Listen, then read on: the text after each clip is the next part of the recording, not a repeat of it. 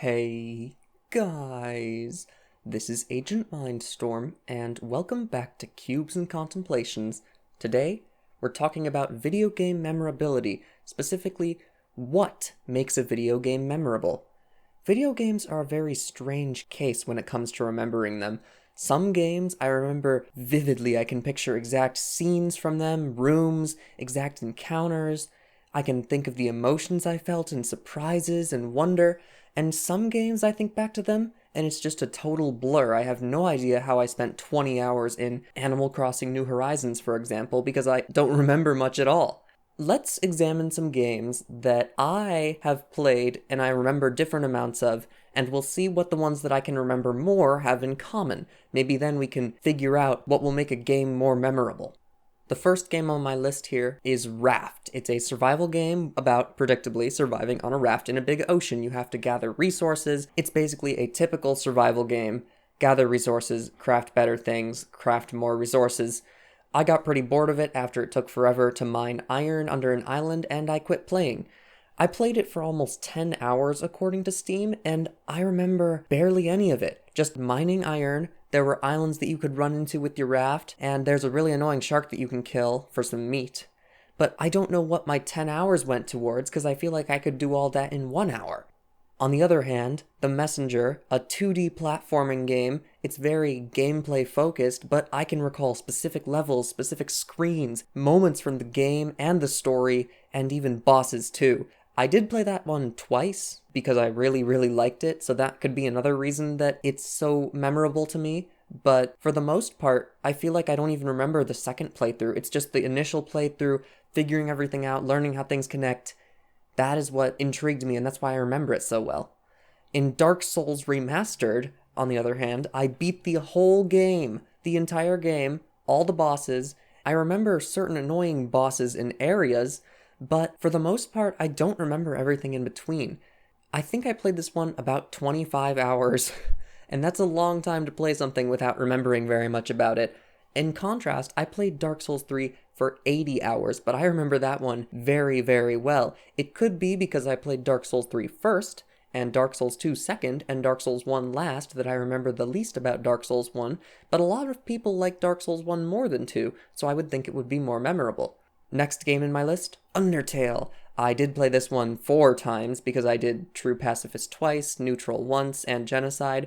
That might have a little tiny bearing on how much I can remember it, but even after just playing the game once, I could have told you all of the characters, their names, their roles in the story, their personalities, how they interact with you. I can tell you about specific bosses, specific puzzles, because that game is super memorable. Every moment is valuable in it. There's no wasted time, there's no grinding, except in Genocide, which, funnily enough, is the one path that I remember the least about, so there could be a correlation there.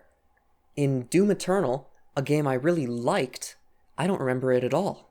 I mean, I remember 3 bosses. There's a boss in an arena with a big shield that was difficult, and I was down to no extra lives and, no health by the end, so I just barely beat him. I remember the tank mini-boss, the final boss, and the angel boss. But, the actual levels, the actual encounters, all the upgrades, the story, that's just out of my head. I know nothing about it now. In Fallout New Vegas, a game that I played for only 10 hours, I never even got to New Vegas, and I still can tell you almost everything I did in it. I can remember the starting Springs town, then you went down to, there was some town down there. I think it was a hostage situation, or maybe that was later. Sorry, I said I could remember it super well. You start at the Springs town, Good Springs, then you go down to a different town that's kind of abandoned looking, then you get to the burned town, then you get to the hostage situation town, then Novak, or maybe I flipped around Novak and the hostage situation town, and from there I was heading north to New Vegas, and that's when I stopped playing for some reason. But I remember all of that vividly. I can tell you about the quests I did, and the characters I met. In Doom Eternal, even though I beat Doom Eternal, I don't remember as much about it. I already mentioned Animal Crossing New Horizons. Apparently I played the game for 30 hours. As I said, I don't remember anything from that. I remember my house, but it wasn't far along at all. I remember I built a campsite on the island. But where did the 25 hours go? How did I play that game for 30 hours? On the other hand, Super Mario 64, a very gameplay-focused game, and I can imagine all specific levels, stars, bosses. I could probably draw the castle layout by memory at this point, and where each painting is. I could probably name most of the stars in this game from memory at this point. I did play Mario 64, like 2.5 times now? Because I'm halfway through a replay on Render 96, which is an incredible fan-made mod update of the game. Anyways, that's off topic.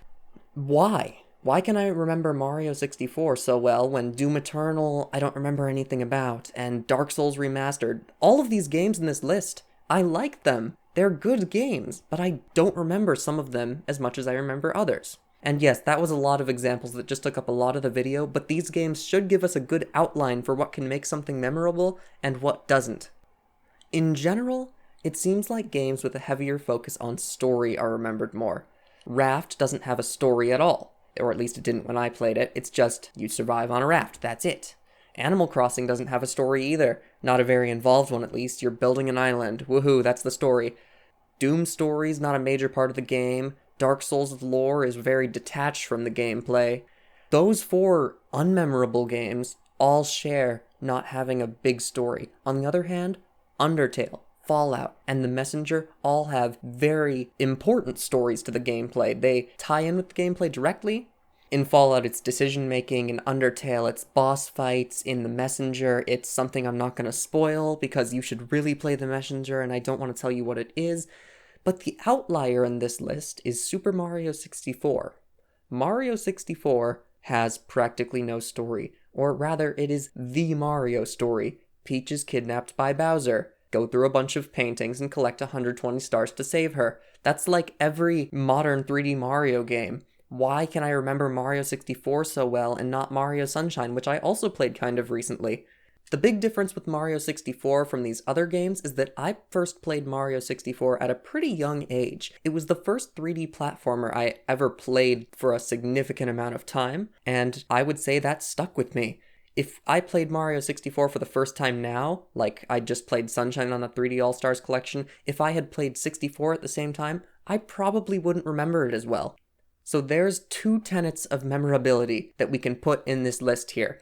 One is the amount of story focus in the game, and 2 is the first time you played the game, how young you were, or not necessarily how young you were, but how new is that type of game to you. But I think there's at least one more, and this one I would call big surprise moments, which is when a game does something that surprises you and intrigues you and gets you invested right away. So Black Mesa, for example, I didn't list this in my games list, but it has a story going on in the background for most of the game, but it's never in the forefront. But then there's one point when you go through a teleporter to space and the whole game's visuals just change instantly, and that is a big surprise moment to me because I was not expecting the game to suddenly have such a shift in graphical styles to this alien-infested purple world from these grimy science tunnels underground. That was a big surprise moment. The Messenger also has a lot of big surprise moments that, once again, we're not spoiling. Play the game, please. The last thing that I would say makes a game memorable is how much of the game is making you think consciously. In Doom Eternal, I feel like I would get into a mode, then I would just become a killing machine. I wouldn't even be thinking about what I was doing. I would just go from room to room, defeat all the enemies, move to the next room, defeat all the enemies, do the platforming puzzle, beat the level, beat the level, beat the level, and I wasn't really having conscious thought about what I was doing. There was no puzzle to slow down my progress and make me think. It was just do what you're doing again and again until you're done with the game. Meanwhile, Mario 64, Undertale, The Messenger, probably some other games that aren't pixel art or retro, there's no flab on them. The whole game serves the single purpose of the gameplay, and it makes you think about how to do things sometimes. It doesn't put you into a mindset where you're zoning out and just playing the game without thinking. You're really invested in what's going on because you have to make decisions. Fallout also fits into this. And meanwhile, survival games don't fit into this as much because survival games don't make you make large decisions that are outside the norm, except maybe games with more of a story focus. But Raft, it's just do the survival motions, craft some stuff, build some stuff, eat some food. There's nothing that makes you think hard about how you're going to do any of that, so it doesn't stick with me. To summarize, I think there are 4 key things that determine how memorable a game is. 1 is the amount of story focus. 2 is the inclusion of surprise moments. 3 is the age when you played it, and 4, the most important one, is how much of the game are you actively conscious when you're playing it? What games can you clearly remember even years after playing them? Do they go against what I concluded here? Do you have a game like, say, a long RPG where most of it is just grinding, but you can clearly remember what's going on and what you did in that game? I'm sure game memorability is different from person to person. I'm not saying that everyone should agree with me. So I want to hear what games are memorable to you. But for now, I do want to tell you all, thanks for watching, and I will see you later.